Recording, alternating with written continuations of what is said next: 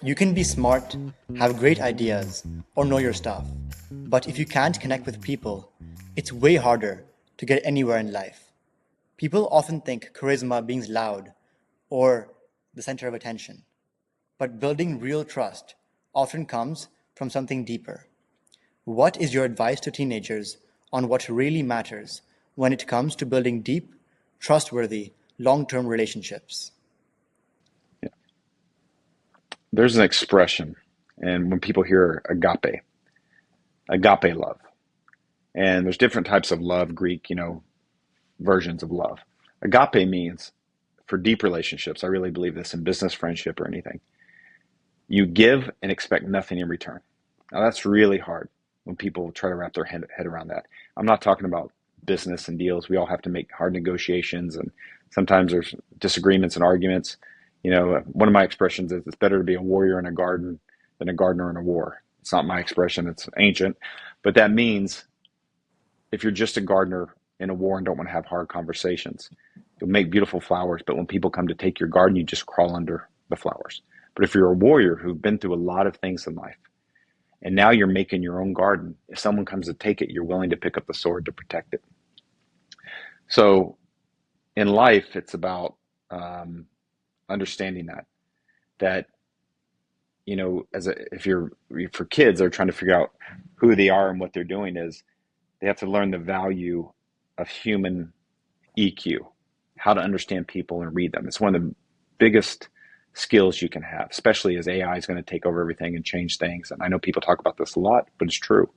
All you're going to have is your creative ability, how you communicate with people and move them around to help you in a positive way and help them make money as long as you're making money. You can have win-win in business. You need to be able to understand and read people's wants and needs, and you need to learn to listen.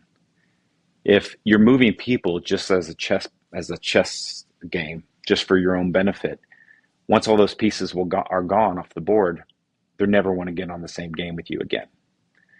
So it's eulogy virtues versus resume virtues, right? It's David Brooks, I think, wrote that book, and it means eulogy virtues is what people say about you when you leave the room, and it doesn't have to be perfect. Not everyone's going to like you, but how did you impact them? How did you make them feel? Even if it was you had an argument, a disagreement. Resume virtues is just you keep talking about where you went to school, what you did, what's on your resume. Who cares once you've been in the workforce 20 years? People are going to care how you treated them and did you work hard? Did you get the job done? At the end of the day, all that resume goes away once you're already in a career and a job. It helps you, of course, when you get in, you need that. But at the end of the day, people are going to remember how you treated them and how they felt. So back to your question, what would I say to them is learn how to understand people, listen to people, know human EQ really, really well, and learn how to help others in their career because that'll come back to you long term. It's a marathon, it's not a sprint. And you seem to be able to build relationships effortlessly. And in addition to that, in the world today, we also hear a lot about being charismatic, like it's some magic power. But it's one of those things that can often get misrepresented. What is something you've learned about confidence or charisma that most people don't realize? Well, those words are getting a bad rap in certain groups, but I have an expression called the 100-year rule. How would we live 100 years ago? That's men and women, friends, relationships. I'm not talking about societal issues at the time or famine or injustices. I'm not talking about any of that. I'm talking about a mindset. And back in the day, a group of 150 or less, actually, they say people were happy according to studies. Once you got into cities, everyone just got disconnected and it becomes more of a mess and you start losing friends as we get older. And what's important when you think about that is those smaller groups of people, right? How you come together with a certain group and can communicate well. And charisma and sometimes confidence, all these things get, especially if you're a man, they get taken out of context and become a bad thing. But human nature is human nature. The way men and women communicate is different in a lot of ways. Um, and especially in the dating world or, and community. In business, that's a different thing. Everyone should be treated equal in business. But confidence and charisma is just the ability to speak to people in a proper way and show your confidence by living a life of ups and downs that comes through in the way you speak.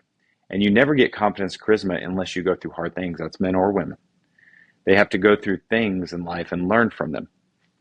If you're wrapped in everyone in bubble wrap and everything always has to be safe and secure, and we have that in society today where everyone's offended all the time, everyone's hurt, their feelings, something's wrong.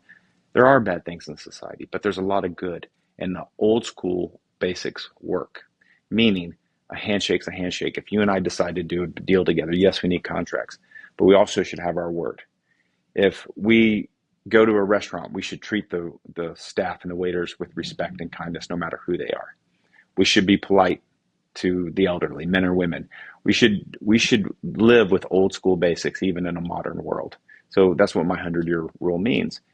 You might be in a modern world, but you have to live in your head, as we have throughout thousands of years, the basics of decency. And we're all flawed humans, and we all make mistakes and do things we shouldn't. None of us are perfect. That's not the point. But then there's forgiveness, there's grace, there's like, how do you help others through hard things? And with that, all that, the reason I'm saying that is, that helps me walk through the world with a confidence and a strength that I know I have. And not always, I'm not perfect, and that's not an ego thing. That's where people get it wrong. I have the confidence because I have built a life where I can do a lot of things. I'm a jiu-jitsu guy, I'm a fighter, I'm an artist, I can change a tire, I can fix a car, I can hunt. I can do a million things, not because I want the world to know about it. I'm actually pretty private. I've done all these things because the way my curiosity and the way I was raised. I do things that challenge myself. I don't hide within four walls or just in a book. If you're reading a book about how to fix a tractor, you'll never fix a tractor. Now you go out on a farm and there's a tractor out there and it's raining, sleet, snow, lightning, rust. You got to get your hands on it. You got to break the bolts on the tire to fix it.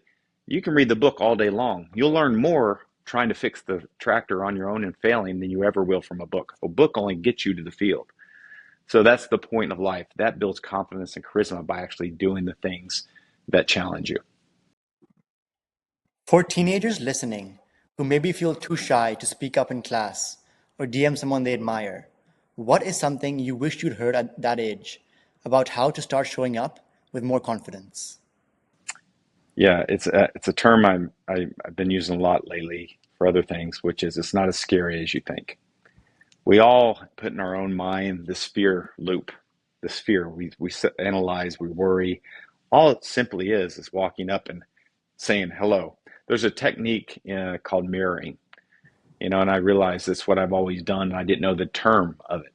Mirroring just means if someone says something to you, a good example of how to break the ice is someone starts talking about, yeah, I went to, Spain this week and blah, blah, blah. They start talking and you talk back to them. You say, oh, you went to Spain. How did you like it? That's mirroring. You're mirroring what they're saying. They said Spain, you say Spain. And that is a good way of icebreaker, I think, when you're having a conversation, to let people know that you're in it with them, that you are engaged in listening to them. And then when you do that, you actually pick up what they're saying and try to retain it. Most people sit and think about the next thing they're going to say. We all do it. But it's so important to learn, the ability to have a conversation and listen to somebody.